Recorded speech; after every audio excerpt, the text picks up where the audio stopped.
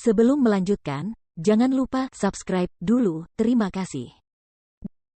Bab 30 Menara Hujan Berkabut. Pada malam yang sama, Jiang Chen segera meninggalkan rumah wali kota dan memulai perjalanannya menuju Kota Merah. Jiang Chen berganti jubah putih bersih, mengikat rambutnya menjadi sanggul di bagian atas kepalanya dan membiarkan dua helai rambut menggantung dari samping. Dia mengenakan ikat pinggang sutra emas di pinggangnya dan memegang kipas lipat putih. Dia tampak tenang dan tampan, seperti pemuda dari keluarga bangsawan. Jarak antara kota Fragrant Sky dan Kota Merah lebih dari beberapa ribu mil. Tidak hanya terdapat pegunungan di antara keduanya, ada juga sebuah kota bernama Kota Crowded Sky. Kota Crowded Sky memiliki ukuran yang mirip dengan Kota Fragrant Sky, dan ukurannya sama dengan Kota Fragrant Sky. Dijaga oleh beberapa prajurit Qihai tahap akhir meskipun masih lebih lemah dari Kota Merah. Matahari telah terbit dari timur, dan cahayanya yang terang benderang menyinari kemana-mana. Jiang Chen telah melakukan perjalanan selama 1 hari 2 malam sebelum tiba di Kota Crowded Sky. Jika ia ingin mencapai Kota Merah, maka ia harus melewati Kota Crowded Sky. Jika ia memilih untuk menghindari kota itu, ia harus berjalan melalui medan kasar yang dipenuhi monster. Itu akan menunda perjalanannya, itulah sebabnya ia memutuskan untuk memasuki Kota Crowded Sky dan melewatinya langsung. Jiang Chen memasuki Crowded Sky, tapi dia tidak repot-repot melihat sekeliling. Dia tidak tertarik pada kota yang mirip dengan Kota Fragrant Sky. Lagi pula dia tidak akan dapat menemukan apapun yang dia butuhkan di sini. Itulah sebabnya Jiang Chen terus berjalan, memutuskan untuk melewati Kota Crowded Sky tanpa berhenti satu kali pun.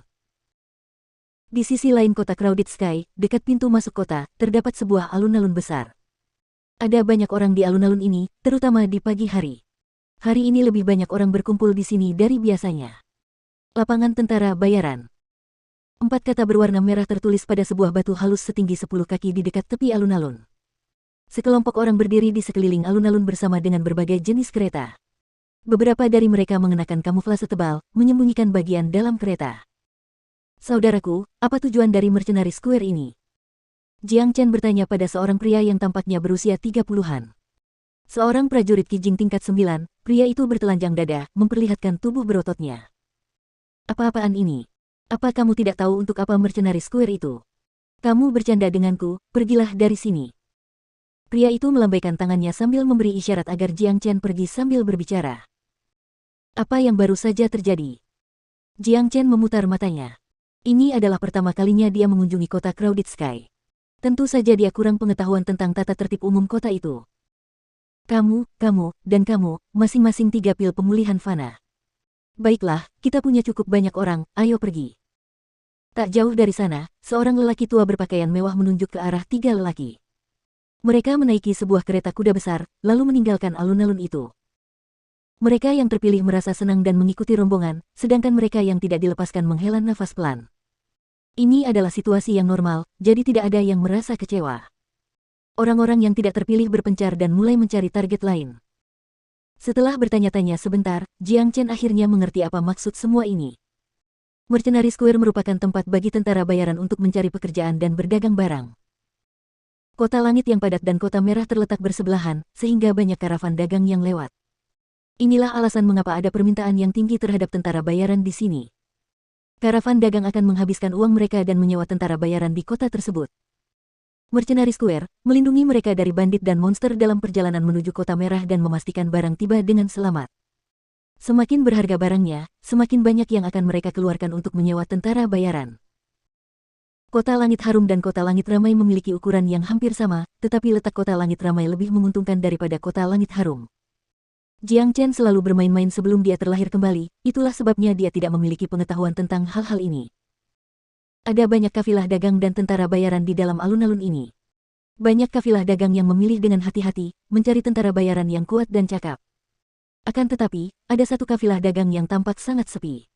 Jiang Chen melihat ke arah kereta itu dan mendapati bahwa hanya ada 7 orang di dekat kafilah itu.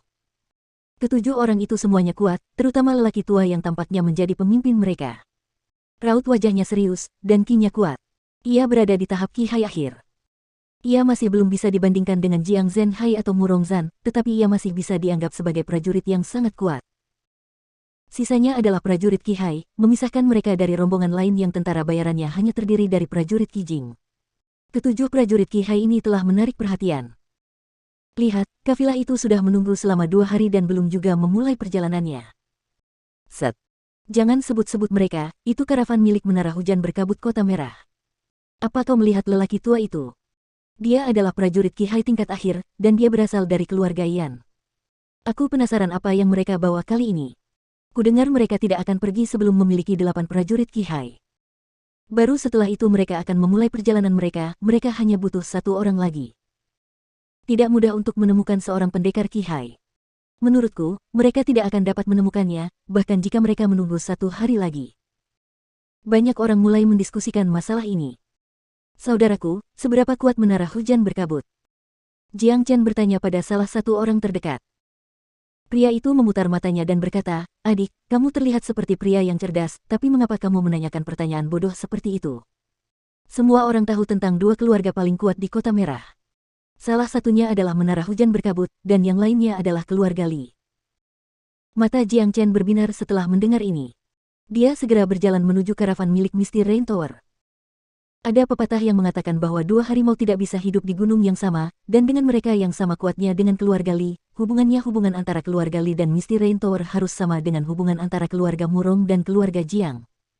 Sekarang Jiang Chen telah menyinggung keluarga Li, adalah bijaksana baginya untuk menghubungi Misty Rain Tower. Tentu saja, ini bukan alasan yang paling penting. Tujuan utamanya bukanlah untuk berurusan dengan keluarga Li, tetapi untuk menyembuhkan jiwanya. Alasan dia ingin pergi ke Kota Merah adalah untuk menemukan barang berharga dan pil langka yang dapat menyembuhkan jiwanya. Karena Misty Rain Tower adalah salah satu keluarga paling kuat di Kota Merah, dia pasti akan menggunakan mereka untuk keuntungannya.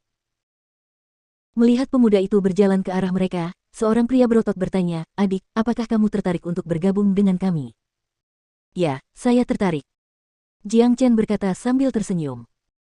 "Haha, nak, kamu terlihat bersih dan putih. Menjadi tentara bayaran bukanlah permainan, pulanglah dan minum lebih banyak susu." Seorang pria parubaya dengan wajah berjanggut mulai menggoda Jiang Chen. Pria lainnya juga mulai tertawa. Di mata mereka, Jiang Chen hanyalah bocah nakal berusia 15-16 tahun dari keluarga kaya. Bocah kaya muda seperti dia adalah biasanya hanya bajingan tak berguna. Akan tetapi, lelaki tua yang berada di tahap akhir alam Qihai itu terus menatap Jiang Chen. Nalurinya mengatakan bahwa anak muda ini berbeda. Sikapnya yang tenang tidak dapat dipalsukan, dan itu bukanlah sesuatu yang biasanya terlihat pada anak muda. Ini adalah karavan Menara Hujan Berkabut. Kami tidak peduli dengan usia saat merekrut tentara bayaran, kami hanya peduli dengan kemampuan sejati seseorang. Apakah Anda berada di alam Qihai? Orang tua itu bertanya. Wah! Sebuah kekuatan dahsyat dilepaskan dari tubuh Jiang Chen, aura seorang prajurit Qihai. Para tentara bayaran lainnya berhenti tertawa dan menatap Jiang Chen dengan sedikit ketidakpercayaan di wajah mereka. Orang-orang lainnya di Mercenary Square juga tertarik. Saat mereka melihat prajurit Qihai, yang bisa mereka lihat hanyalah seorang pria muda mengenakan pakaian putih. Semua orang terkejut, terutama pria-pria yang menggoda Jiang Chen sebelumnya. Sial, dia pasti jenius dari keluarga besar, bagaimana dia bisa mencapai alam Qihai di usianya? Saya baru saja menggoda seorang jenius muda di alam Qihai. Orang tua itu terkejut ketika mengetahui bahwa Jiang Chen sebenarnya adalah seorang pejuang Qihai. Matanya langsung berbinar, dan senyuman muncul di wajahnya. "Saya Yan Meng, bolehkah saya tahu nama Anda?" Orang tua itu memberitahu Jiang Chen namanya. Dia tidak akan terlalu peduli jika itu hanya seorang pendekar Qihai, tetapi pendekar Qihai yang berusia 15 tahun berbeda. Seorang pemuda seperti ini akan dianggap sebagai seorang jenius yang tak tertandingi, bahkan di keluarganya. Jiang Chen. Jiang Chen berkata sambil tersenyum. "Baik, adik kecil Jiang Chen, tujuan kita adalah Menara Hujan Berkabut di Kota Merah. Saya akan membayar Anda 20 pil pemulihan fana, apakah Anda menerimanya?" Yan Meng bertanya. "Saudara Jiang Chen, cepat dan terima tawaran itu. Kami akan bisa pergi setelah Anda menerimanya, saya sudah menunggu hampir 2 hari di sini." Pria yang menggoda Jiang Chen tadi, menyuruhnya pulang ke rumah dan minum susu lagi. "Saya akan menerimanya." Tentu saja Jiang Chen akan menerimanya. Dia tidak terlalu peduli dengan 20 pil pemulihan fana itu. Tujuannya adalah Kota Merah, dan dia tidak tahu apa-apa tentang kota itu. Jika dia mengikuti karavan Misty Rain Tower, dia akan bisa mendapatkan informasi lebih lanjut mengenai Kota Merah. "Baiklah, ayo berangkat." Yan Meng berkata dengan suara yang dalam. Kedelapan orang itu semuanya berjalan mengelilingi karavan, dan mereka meninggalkan Mercenary Square dan kota Crowded Sky. "Pak Tuayan, apa yang kita bawa kali ini sehingga membutuhkan begitu banyak prajurit Qihai?" Sepanjang jalan, pria yang menggoda Jiang Chen bertanya. Namanya Wang Ting, dan dia pria yang lugas. Dia suka berbicara. Jangan bertanya apa yang tidak seharusnya kamu ketahui. Seorang lelaki tua yang berdiri di samping Yan Meng berkata sambil menatap Wang Ting. Dari kedelapan lelaki itu, selain Yan Meng, ada pula 2 orang lainnya dari keluarga Yan. Salah satu dari mereka berada di tahap tengah alam Qihai, dan yang satunya lagi berada di tahap awal alam Qihai. Wang Ting tidak marah meskipun dia dimarahi oleh lelaki tua itu. Dia hanya tersenyum dan menatap Jiang Chen. Saudara Jiang Chen, di usiamu sekarang, kamu sudah mencapai tingkat ini, dilihat dari cara berpakaianmu, kamu seharusnya berasal dari keluarga baik-baik. Jadi, mengapa kamu memutuskan untuk mengikuti kami sebagai tentara bayaran? Wang Ting bertanya. Semua pria lainnya pun melihat ke arah mereka, bahkan Yan Meng pun tertarik dengan jawabannya. Ayah saya mengatakan kepada saya bahwa saya harus menjalani hidup selagi saya masih muda. Jiang Chen berkata sambil tertawa. Yan Meng menoleh ke arah Jiang Chen sambil tersenyum, ayahmu adalah orang yang cerdas. Pemuda sepertimu bagaikan bunga di dalam rumah kaca. Seberapapun kuatnya dirimu, tanpa pengalaman praktis, kamu tidak akan berguna. Itulah mengapa kamu harus keluar dan mendapatkan lebih banyak pengalaman. Oh benar, apakah saudara Jiang Chen dari kota Crowded Sky? Saya dari kota Langit Harum, saya juga akan pergi ke kota merah seperti Anda. Kata Jiang Chen. Kota Langit yang harum. Kudengar ada kejadian besar di sana. Tuan muda keluarga Li dibunuh oleh seseorang di sana, dan kemarin orang-orang dari keluarga Li melewati kota langit yang ramai dengan tergesa-gesa. Wang Ting berkata dengan ekspresi tertarik di wajahnya.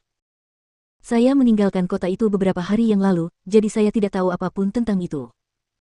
Jiang Chen berkata sambil tersenyum. Sepertinya berita tentang kejadian di kota Fragrant Sky akan segera tersebar ke seluruh 28 kota, dan namanya akan terdengar oleh banyak orang. Orang-orang itu berbicara dan tertawa sepanjang jalan.